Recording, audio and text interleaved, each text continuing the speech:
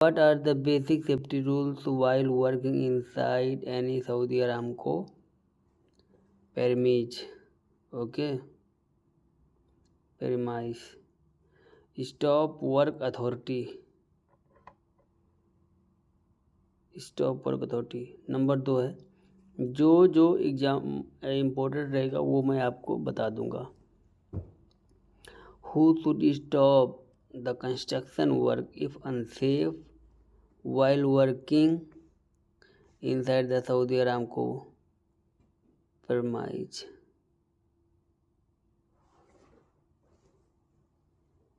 All employee. उसके बाद identify true और false a worker can do his job properly when his job site is safe. No, नहीं कर सकता क्योंकि परमिट चाहिए। देखो यहीं पे है कंफ्यूज करने के लिए। हालांकि उसने परमिट के बारे में पूछा नहीं है। क्या पूछा है? आइडेंटिफाई ट्रू और false a worker can do his job properly when his job site is safe. सब लोग सोचेंगे कि हमारा जॉब साइट सेफ है, हम लोग काम कर सकते हैं, लेकिन अगर परमिट ही नहीं रहेगा तो कैसे काम करोगे? इसलिए यहाँ पे मिस्टेक नहीं करना। 3 नंबर पॉइंट कर लीजिए, ठीक है? 3 नंबर। 4 नंबर भी पॉइंट कर लीजिए। When should a worker stop the work? An excavation exceed a depth of 1.2 meter 4 feet without a confined entry permit। यहाँ तक तो आप विदाउट परमिट की जा सकते हैं।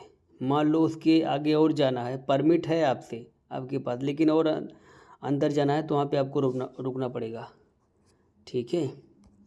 उसके बाद आगे देखेंगे।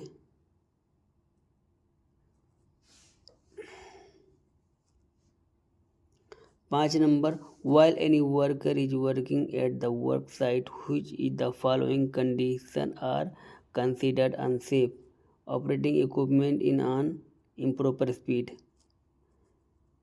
ओके, ये मार्क कर लो, क्वेश्चन थोड़ा टेढ़ा है। ओके, उसके बाद इफ़ अब्दुल अजूज, जहाँ भी नाम आ रहा है ना, वो क्वेश्चन इम्पोर्टेंट हो जाता है, क्योंकि नाम वाला कन्फ्यूजन ज़्यादा देता है, इसलिए उस टाइप का क्वेश्चन देते हैं। नाम वाला अगर मान लो 10 क्वेश्चन पूछा है तो उसमें से एक आध ठीक जरूर दे देगा आपको। If Abdul Aziz needs to carry out a work but before that he want to read a procedure for stop work authority, where can Abdul Aziz find stop work authority information? उसको मिल जाएगा permit system से और construction manual से। Okay, what is the importance of Saudi Aramco Stop Work Authority program before carrying out any work? To remind everyone of their stop work duty। Okay, उसके बाद आगे देखेंगे।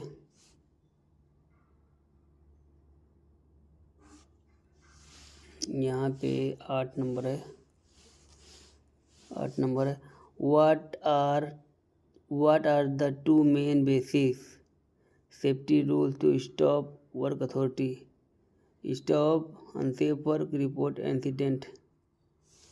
वो कोई दिक्कत नहीं है, देखो ये भी पढ़ लेना। मैं आपको कुछ बता रहा हूँ तो वीडियो बहुत लंबा हो जाता है, ठीक है? बहुत लंबी वीडियो हो जाती है, सवाल बहुत सारे हैं, ठीक है? हज़ारों लाखों सवाल हैं, लेकिन 8 साल का एक्सपीरियंस में जितना बार आया है मुझे पता है किस टाइप का आंसर आता है। जहाँ नाम जैसे रहते हैं, ये वाला बहुत ज़रूरी है। 10 नंबर, ठीक है? 10 नंबर जो ज़रूरी है वो मैं बता देता हूँ, ठीक है? और बाकी आपको एक बार पढ़ना है, लेकिन जो मेरे एक्सपीरियंस में 8 साल की एक्सपीरियंस में वो मैं आपको बता देता हूँ, ठीक है? पढ़ेंगे तो बहुत ज़्यादा क्वेश्चन नहीं करवा पाएंगे आप लोगों को, तो इसलिए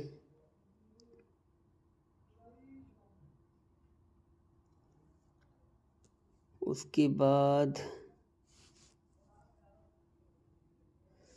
11 नंबर, which sign is mounted in clear visible location at work site to remind everyone of their safe work authority responsibility. Stop work sign, stop work sign का ये लगाना पड़ेगा। जो इम्पोर्टेंट रहेगा मैं उसको बोलूँगा 12 नंबर पॉइंट कर लेना, क्योंकि नाम है यहाँ पे। जहाँ कहीं भी नाम आएगा ना, 10-15 क्वेश्चन में कोई कोई जो नाम वाला ज़्यादा पूछता है, क्योंकि उसमें कन्फ्यूजन रहता है। Ahmed gets a mirror minor injury, उसको एक छोटा सा चोट लगा है while working during the night shift and other the worker should report the injury either large or small. सही है ना, चाहे छोटा लगाओ चाहे बड़ा लगाओ, आपको उसको रिपोर्ट करना है। What are the necessary programs, procedure, standard and process does by Saudi Aramco have in place to protect its employee, business and people?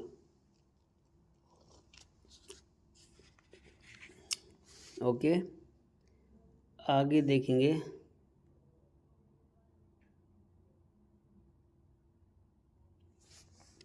चौदह नंबर, what are the type of barriers in the safety hazard. ये वाला important, 14 number note कर लेना। Equipment and human, देखो जहाँ पे इंसान और आदमी रहेगा वहाँ पे हजार्ड की पॉसिबिलिटी बढ़ जाती है। ओके, इसको देख के रखना। 15 पूछ रहा है, what are some of the example of unsafe act and condition while carrying out any work and work site. देखो एक बात याद रखना, जब अनसेफ एक्ट और अनसेफ कंडीशन की बात आए ना, देखो अनसेफ एक्ट जो होता है ना वो हमेशा वहाँ पे ह्यूमन का इन्वॉल्वमेंट होता है, आदमी का इन्वॉल्वमेंट होता है। और कंडीशन जो है ना, किसी की दशा दुर्दशा रहती है, जो इंसानों ने पहले उसको ख़राब किया है, किसी ने ही ख़राब किया हो, लेकिन वो किसी इक्विपमेंट के साथ में रहता है। ठीक है, अनसेफ एक्ट का मतलब आप प्रेजेंट में कुछ गलत कर रहे हो। ठीक है, 15 का है, damage safety device, improper use of equipment, unsafe surface. Example of unsafe act है। ठीक है, डैमेज सेफ्टी डिवाइस को आप यूज कर रहे हैं, इम्प्रॉपर यूज ऑफ इक्विपमेंट आप कर रहे हैं। अनसेफ सरफेस, ये अनसेफ सरफेस जो है कंडीशन है। ठीक है,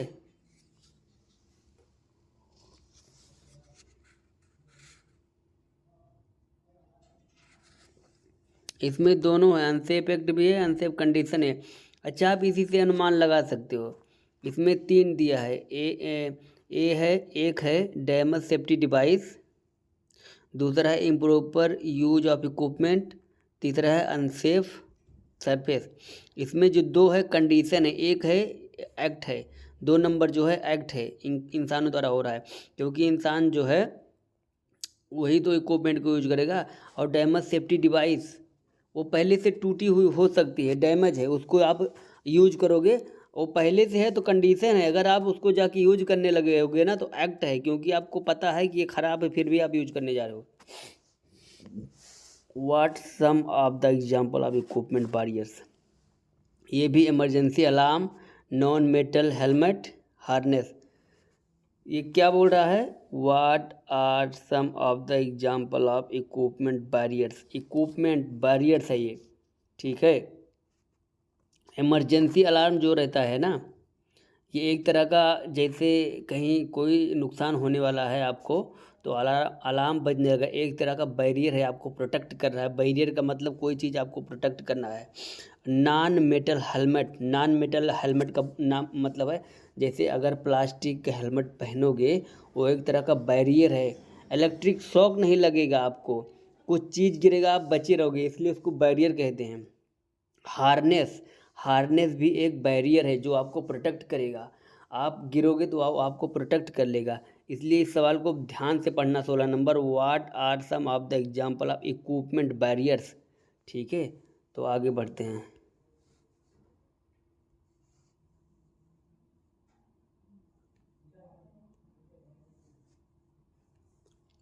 इक्विपमेंट बैरियर्स, ओके।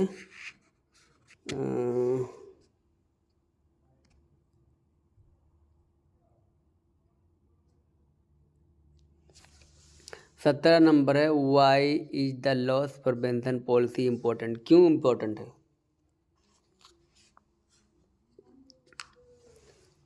हेल्प करने के लिए, हेल्प टू आइडेंटिफाई हजार्ड को पहचानने के लिए, इसीलिए लॉस प्रिवेंशन पॉलिसी जो है इम्पोर्टेंट है। ओके, उसके बाद जो इम्पोर्टेंट रहेगा वो मैं तुरंत आपको हाईलाइट करूँगा। ऐसा नहीं है कि हर क्वेश्चन पे मैं हाईलाइट करते चलूँगा। ओके, आइडेंटिफाई ट्रू और false the two barriers of hazard and are human and equipment. True है, बोल रहा है आइडेंटिफाई ट्रू और false the two barriers of hazard are human and equipment. जहाँ भी आदमी और इंसान का इन्वॉल्वमेंट रहेगा वहाँ पे हजार्ड की क्षमता बढ़ जाती है। ठीक है, तो ट्रू है। ओके, 19 नंबर है, what is one of the main common cause in accident Saudi Aramco. कोई दिक्कत नहीं, ये पढ़ लेना। 20 number, cigarette hazard listed below. हाँ, ये 20 नंबर देख लेना, 20 नंबर। 19 नंबर आप ध्यान कर लेना, which are the two main categories of hazard listed below. Health and safety hazard जो है मेन है। ओके, थोड़ा मुझे फास्ट करना पड़ेगा। उसके बाद what are the example of electrical hazard में देख लो, पावर रहेगा, वायरिंग रहेगा, बैटरी रहेगा। ये मत सोचना कि बैटरी इसमें नहीं रहेगा। ठीक है, किसी में अब आप एलिमिनेट सिस्टम कर सकते हो। इलेक्ट्रिकल हजार्ड इसने पूछा है ना, तो पहले में कंट्रोल लाइन, वायरिंग, पुली जैक। देखो इसमें दो चीज़ इसमें मिक्स है। पहले वाले में control line, wiring, electrical hazard है, लेकिन पुली जैक जो है ये एलिमिनेट हो जाता है। इससे पहला ऑप्शन एलिमिनेट हो जाता है। दूसरा ऑप्शन तो है ये है। तीसरा ऑप्शन देख लो, टैंक, बिंड, पुली। ये तो पुली नहीं है, इसमें तो पूरी तरह से ये नहीं है। उसके बाद डी वाला एक्सकवेशन, सॉ जग ब्लेड। ये जो सॉ ब्लेड जो है और न्यूमेटिक, इसमें भी नहीं है। ठीक है, तो इस तरह से एलिमिनेशन सिस्टम लगाओगे तो आप कर सकते होगे। 22 है, what are the example of health hazard में noise and vibration, temperature, chemical. ये तो कोई बात नहीं। 22 नंबर देख लें, 23 नंबर देख लें, what method are use to identify hazard in the work permit process. Joint side inspection, work permit, ये तो है ही है, ये तो सबको पता है। तो आप उसको वीडियो रोक के पढ़ना है तो पढ़ो, नहीं तो आगे बढ़ते रहो, कोई दिक्कत नहीं। Okay, 24, Ahmed is performing a joint site inspection. What activity does he need to complete at the work permit for form properly? Construction, maintenance, inspection, repair. Okay. उसके बाद 25, what type of hazard is triggered by tools and equipment? Flying object, electrocution, burns. Okay. ये 25 को अच्छे से देख लेना। What are the steps taken to control measures? Eco engineering, administrative, ये भी। ओके, 26 हो गया। उसके बाद आगे देखते हैं। What control can you use prevent trip and falls? ये तो सबको पता है। Bear correct footwear, use hand drills, report hazard. कहीं कहीं देखो अब चित्र भी आने लगा है, इसलिए हैंड ड्रिल, गार्ड ड्रिल्स क्या होता है ये सब आपको देखना पड़ता है, क्योंकि वहाँ पे ना चित्र के माध्यम से क्वेश्चन पूछते हैं। ओके, उसके बाद यहाँ पे पूछा है 28 number, what type of hazard are caused by trip and falls. Same उसको भी देख लेना। 29 number, control worker and prevent defective equipment, use correct tools. Okay, 30 number, what is the problem of wrong or defective tools and equipment are used to at work site injury। तो हाँ, defective tool use करेंगे तो injury होगा। उतना important नहीं है, लेकिन पढ़ लेना अपने हिसाब से। देखो इन सारे क्वेश्चनों को पढ़ोगे ना तो आपको एक्सपीरियंस होगा। आइडेंटिफाई ट्रू और false, noise level above 85 decibel can cause defence, yes true. Deafness हो सकता है, मतलब आप बहरे हो सकते हो, ट्रू है। What type of hazard are cause by loud noise and vibration? Nerve damage, vibration, white finger. ये वाला इंपॉर्टेंट है, 32 number. What item can be worker use and help control noise and vibration hazard? What items, ये बहुत दिन पहले आया था, इसके पहले एग्जाम में आया था, ये भी आया था। ओके, उसके बाद what disable noise considered hazard? 85। ठीक है, 85 अगर रहेगा तो कंसीडर हजार्ड में माना जाएगा। 35 है भैया। What are the control for noise and vibration hazard? Control noise reduction, periodic break, मतलब समय समय पे छुट्टी ले लेना, वार्निंग साइन लगा देना, लिमिट एम्प्लॉय एक्सपोजर, मतलब लिमिट उनको बदलते रहना। ठीक है, पीरियोडिक ब्रेक मतलब रोक थोड़ी थोड़ी देर पे काम रोकना। लिमिट एक्सपोजर, एम्प्लॉय एक्सपोजर मतलब उनको बदलते रहना, थोड़ी देर तुम काम करो, थोड़ी देर तुम काम करो। What will protect you against health or safety risk at work? क्या आपको ये करेगा? पीपी करेगा, पर्सनल प्रोटेक्टिव इक्विपमेंट। व्हाट अगर ओके आगे बढ़ते हैं। 37। What should be warn when one or more hazardous airborne contaminants are present in the work area? क्या करोगे? रेस्पिरेटरी प्रोटेक्शन यूज करना है। अगर कोई भी मतलब जैसे वो एयरबोन बन गया है, हवा में डस्ट में मिल गया है, तो आपको वही पहनना पड़ेगा। ओके, उसके बाद इसने पूछा है 38। What does A red tag means? ये तो सबको पता है, डू नॉट स्कैफोल्ड, यूज नहीं करना है।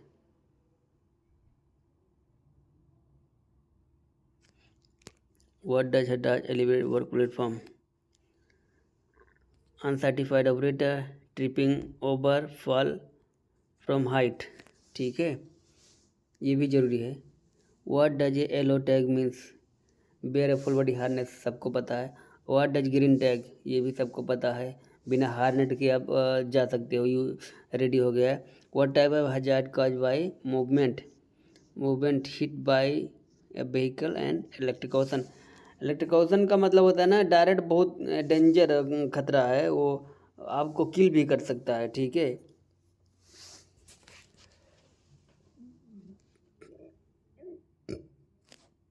आगे देखते हैं। इसमें से आपका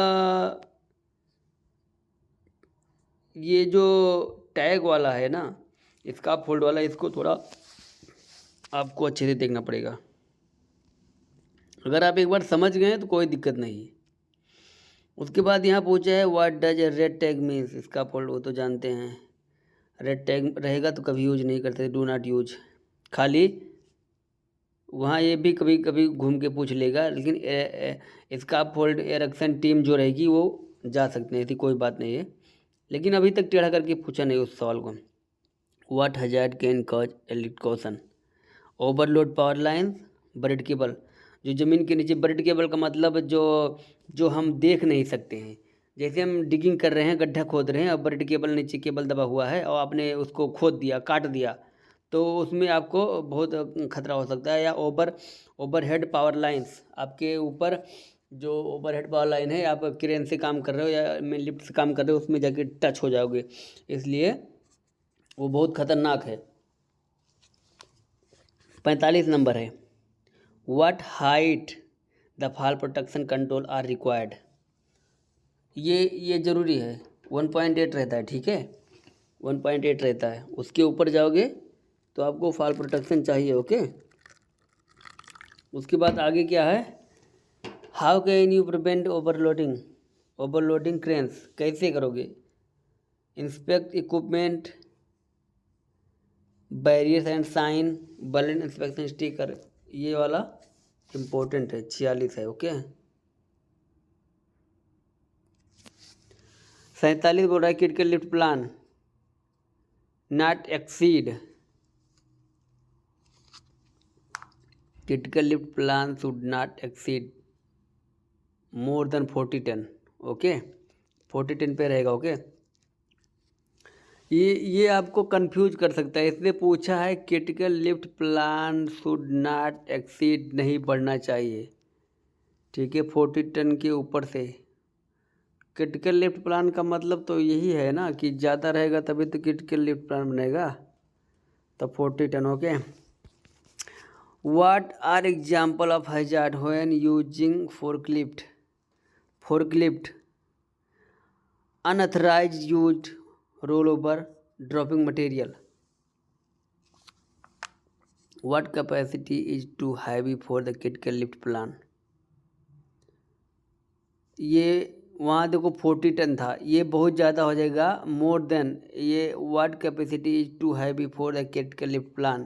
85, लोड 85 रहेगा तो। ओके, उसके बाद what can happen when you overload a crane? Topple overload critical lift plans। आगे बढ़ते हैं।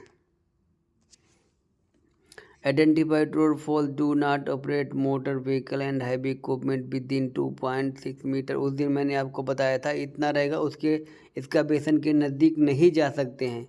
इतना मीटर कोई भी बड़ा मशीन नहीं ले जा सकते हैं। ओके, ये ट्रू है। उसके बाद लिखा expose in excavation should be how many centimetre.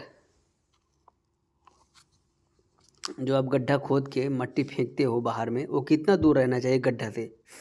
60 centimetre दूर रहना चाहिए, नहीं तो उसी में गिरता रहेगा और वो जो एज है ना, मिट्टी का एज पे ज़्यादा वजन पड़ेगा, वो कोलाप्स हो सकता है, उसमें ढंप जाओगे आप। इसलिए 60 सेंटी दूर रखना है गड्ढे से।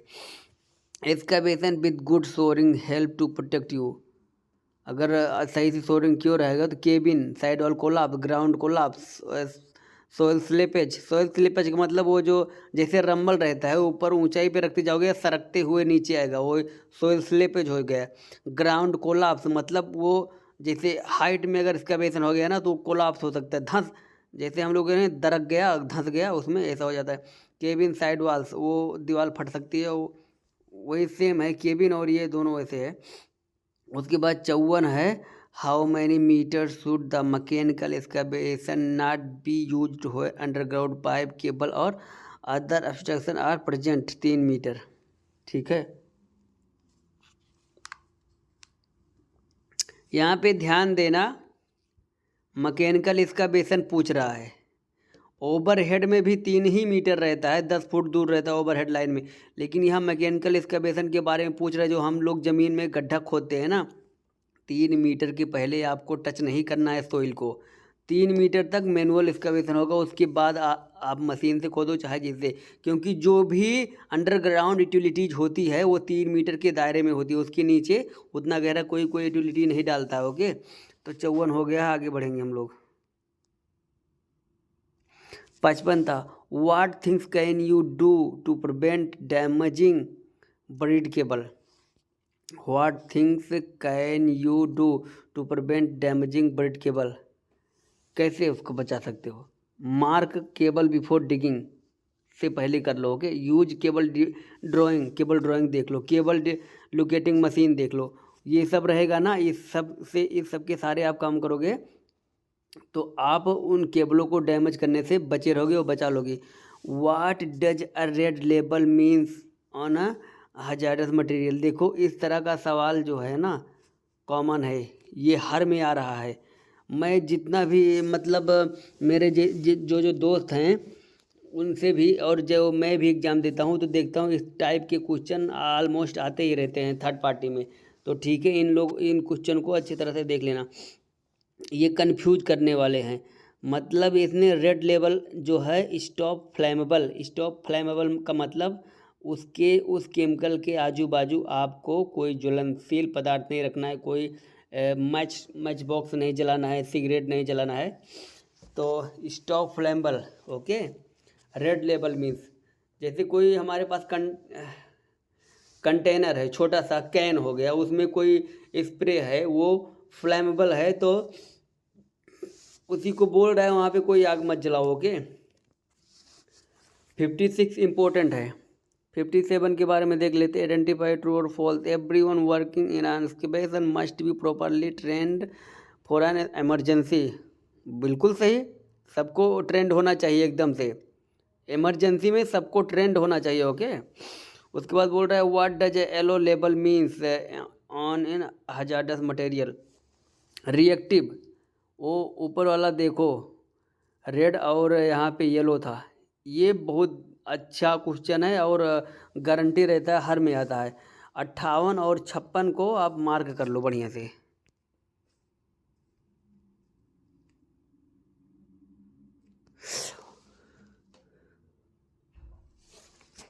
56 के बाद 56, 58, उसके बाद 61 आएगा। सही सही जाता 61।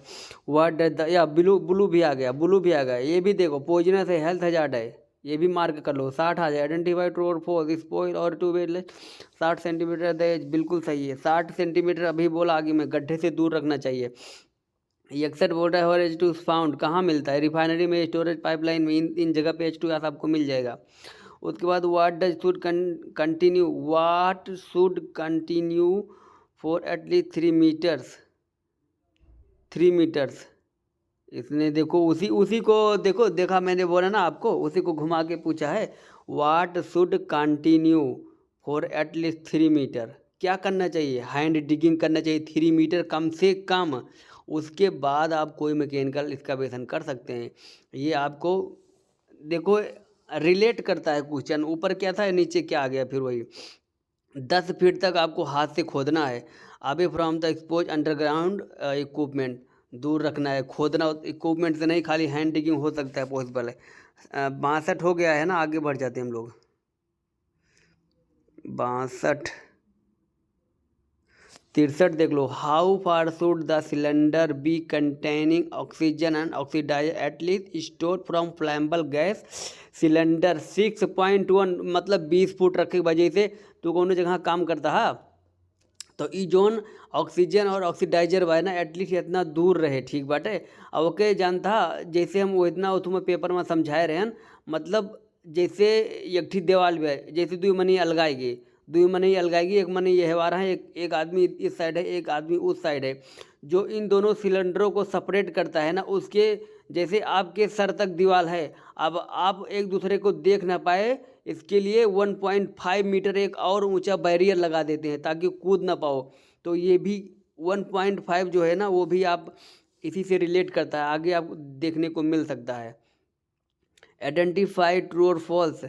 compressed gas cylinder are often used in our plants and facilities, true है, ये हमेशा यूज होते हैं। compressed gas cylinder are often, okay.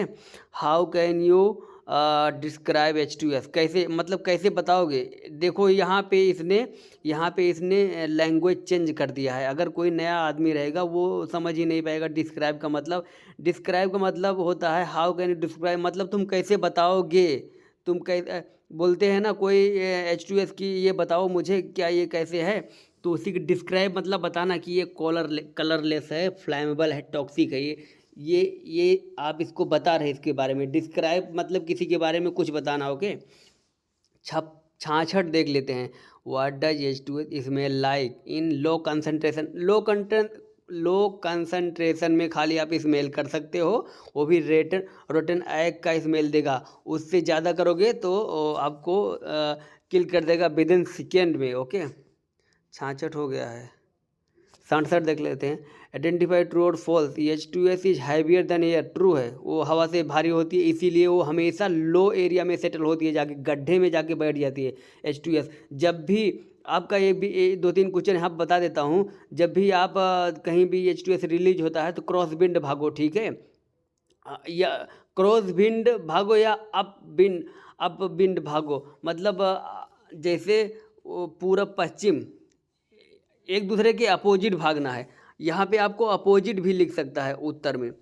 उसके बाद इसने पूछा है what ppm should not work, what ppm should no work or confine space entry can be permitted if H2S level reached.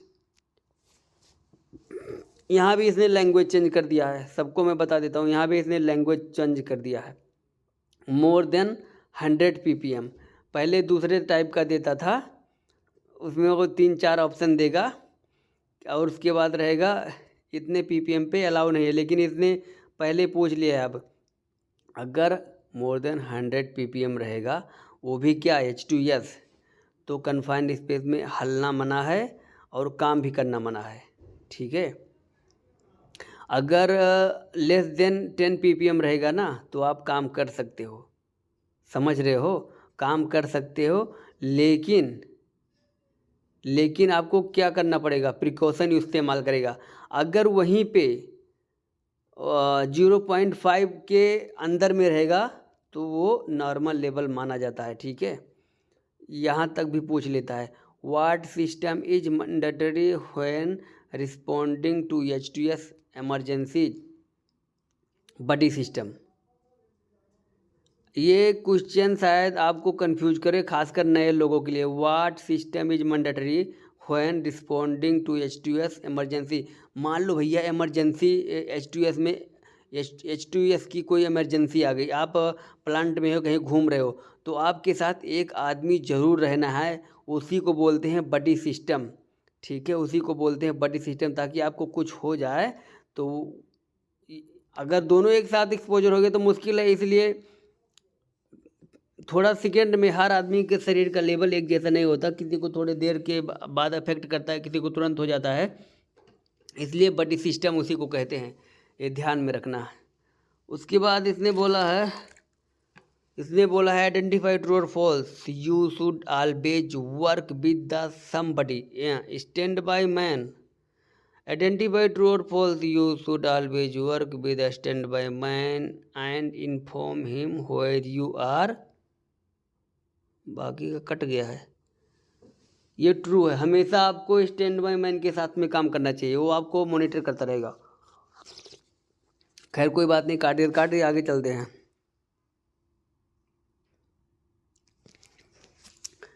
Seventy 71 है, what are stand by man primary role. पहला important है ये, warn others, recognise problems, call for help. Who must constantly monitor, continuously रहना चाहिए था, लेकिन कंटेंटली चलो कोई बात नहीं। Who must continuously monitor the work area, be aware of the hazard of H2S and know how to someone help, stand by man, ठीक है। What materials are action can cause a fire, building, a car running, a smoker। ये सब question जो है घुमा सकते हैं, यही सब क्वेश्चन जो है ना मेन इसमें आते हैं और कंफ्यूज कर देते हैं लोगों को, ठीक है।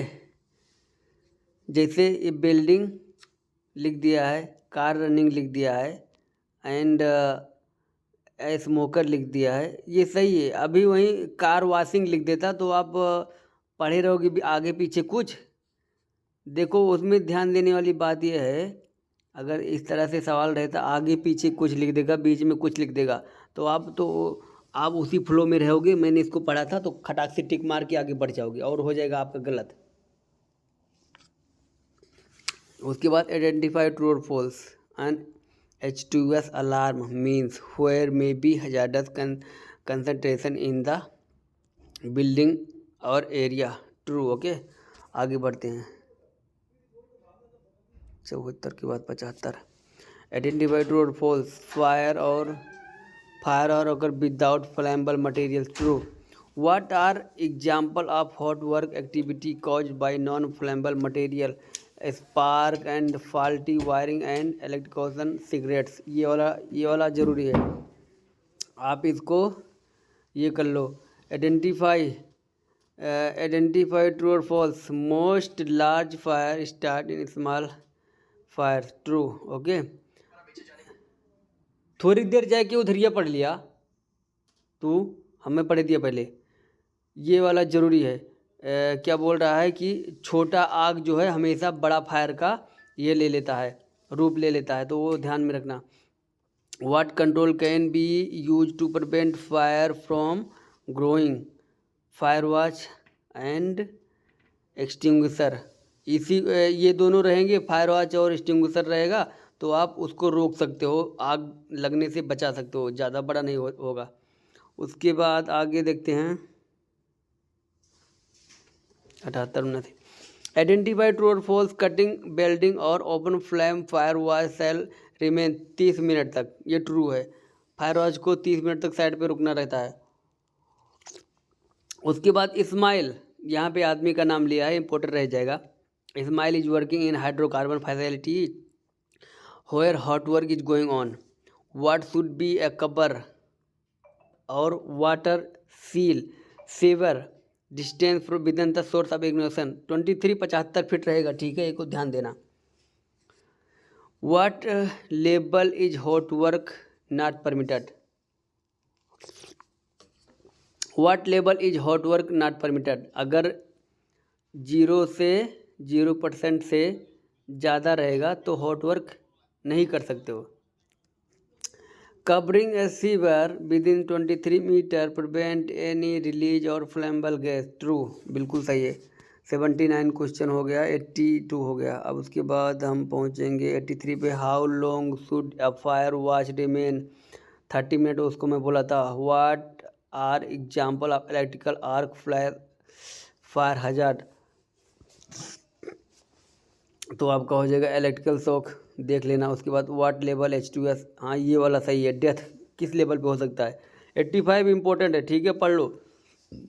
क्वेश्चन कोई टेढ़ा नहीं, इसलिए इसको नहीं एक्सप्लेन नहीं कर रहा हूँ। जो टेढ़ा क्वेश्चन रहेगा उसी को एक्सप्लेन करूँगा। ओके, आगे बढ़ते हैं। आइडेंटिफाई ट्रू और false, hot work is not permitted above. यहाँ पे देखो इसने बताया है 0% के ऊपर रहेगा तो हॉट वर्क नहीं कर सकते, ये जो कि ट्रू है। ओके, उसके बाद 87 पे आएंगे। अब हम 87 पे आएंगे। 87 पे आगे गए।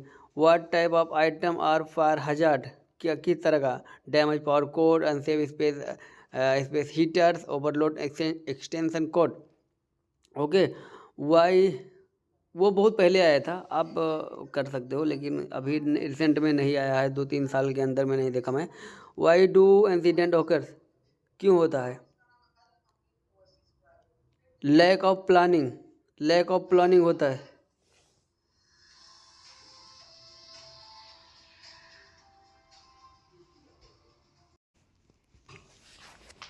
उसके बाद यहाँ पे हो जाएगा आपका, आदमी डिस्टर्ब करने लगते हैं। ओके, उसके बाद यहाँ पे आ जाएगा वाई डू इंसिडेंट ऑकर्स, क्यों होता है। लैक ऑफ प्लानिंग, मतलब आपकी प्लानिंग में कमी रहेगी तभी तो होगा इंसिडेंट। उसके बाद 89 है। आइडेंटिफाई ट्रू और false in incorrect of delayed response.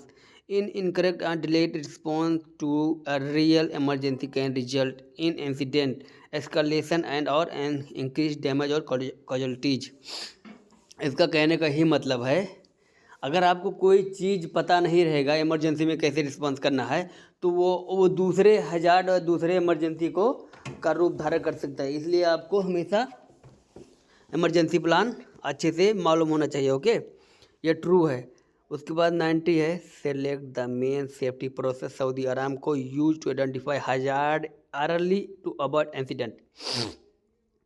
आपको पहले ही पता कर लेना है, पहले ही जान लेना है, हजार्ड होने से पहले। उसने कहा हजार्ड, आइडेंटिफाई हजार्ड अर्ली, सब पहले ही पता कर लो। तो कैसे पता करोगे। सेफ्टी ऑब्जर्वेशन चेकलिस्ट देख के, जॉइंट साइन इंस्पेक्शन करके, वर्क परमिट सिस्टम से, ऑल ऑफ द अबव से। ओके, आगे बढ़ लेते हैं। अभी है काफ़ी क्वेश्चन, देख लेते हैं, ज़्यादा नहीं है। उसके बाद 91 पे देख लो। All employ are required to have awareness and response action in case of emergency में, ट्रू है, एकदम बढ़िया है, एकदम ट्रू। उसके बाद हजार्ड एनालिसिस चेकलिस्ट, यहाँ बीच में भरना पड़ेगा आपको। A hazard analysis checklist is a work permit process that help identify, control, eliminate and minimise any hazard before work can begin, मतलब शुरू होने से पहले, यही आपको देखना है। And then ensure that the area is safe when the work is complete. Okay, 93 देख लेंगे। Operating equipment without authority of certification is unsafe act, ये इंसानों द्वारा हो रहा है। देख लो वहाँ पे 93, ध्यान से पढ़ लो। ऑपरेटिंग इक्विपमेंट कौन चलाएगा? इंसान ही चलाएगा ना। इंसान द्वारा कोई भी अनसेफ वर्क होता है तो एक्ट माना जाएगा। 93 तक पहुँचे थे हम लोग, आगे चलेंगे अब 94 पे आ गए। What does shoring benching and sloping refer to, क्या करेगा? प्रिवेंटिंग एक्सकावेशन कोलैप्स, मतलब आपने कोई गड्ढा खोद दिया, मान लो अपने सर के बराबर तक का गड्ढा खोद दिया, अगर आप स्लोप नहीं बनाओगे, बेंचिंग नहीं बनाओगे या सोरिंग नहीं लगाओगे तो कोलैप्स हो सकता है। तो उसी को रोकने के लिए ये सब किया जाता है। ओके, 95 देख लेते। It is unsafe to operate internal combustion engine near excavation side become toxic exhaust fumes can build up inside. इसका मतलब समझे? बहुत ध्यान से समझो। अगर आप कहीं इसका बेसन है, कहीं कन्फाइंड स्पेस है, कहीं कुछ भी है, अगर आपने वहाँ कोई इंजन चालू किया है तो जो उसका टॉक्सिक निकलता है ना, उसका कार्बन मोनोऑक्साइड, वो आपको मतलब उस एरिया को टॉक्सिक बना सकता है, वो अनसेफ बना सकता है, उसका जो जहरीला फ्यूम्स निकलेगा। ये ट्रू है, ध्यान से देखना। ये वाला आया था 95, इम्पोर्टेंट है, मार्क कर लीजिए। उसके बाद 96, why is unsafe to operate internal combustion engine near an excavation site, क्यों मना है?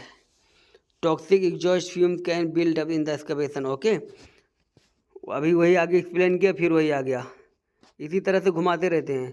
96 तक पहुँचे हैं हम लोग। उसके बाद 97, identify a major hazard when using heavy equipment in our operating area. पढ़ लो इसको, ये आया था, पढ़ लेना, बढ़िया है। 98 देख लेते हैं। What should be done if a heavy equipment operate certified expire extended. अगर एक्सपायर तो उसको प्रिवेंट, रोकना चाहिए, यूज नहीं करो। ठीक है, पढ़ लेना, ये भी सही है, मार्क कर लेना। Before opening close system or lines they shall be depressurise, drain and purge. ये इसमें तीनों में अंतर समझ लो, पर्ज का और ड्रेन का और डीप्रेशराइज का। जैसे आपके पास एक सिलेंडर है, उसमें से पहले आपने हवा निकाल दिया, घर की बात कर रहे हैं, घर में एक गैस सिलेंडर होता है, उसकी हवा आप निकाल दी, उसको साफ़ सुथरा करना है तो उसमें चावल खा सकते हो, उस तरह से बनाना है तो उसको क्या करना है? सबसे पहले आपका उसमें से पूरा गैस निकाल देंगे, फिर उसको ड्रेन कर लेंगे, मतलब सुखा लेंगे। ओके, बाद पर्ज कर लेंगे। पर्जिंग सिस्टम होता है, एक नाइट्रोजन गैस होता है, ठीक है, उसी से उसको धुलते हैं प्रेशर मार के, उसको पर्जिंग सिस्टम बोलते हैं, क्योंकि वो नाइट्रोजन के साथ जो टॉक्सिक रहता है ना, बाहर निकल आता है। तो ये उसका सिस्टम है किसी चीज़ को। वही आगे बोल, उसने पूछा था बिफोर ओपनिंग क्लोज सिस्टम और लाइन दे शैल बी, ये होना चाहिए। 93, 98, उसके बाद वही तो है यार, वही है। अच्छा, हाँ, पूरा हो गया, खलास, इतना ही था। 13×2=26। ठीक है, तो इतना ही था गाइस। मिलते हैं नेक्स्ट वीडियो में, और वीडियो को आप लाइक शेयर सब्सक्राइब किया करो यार, थोड़ा मोटिवेशन मिलता है, प्लीज़ भाई लोग। थैंक यू सो मच भैया।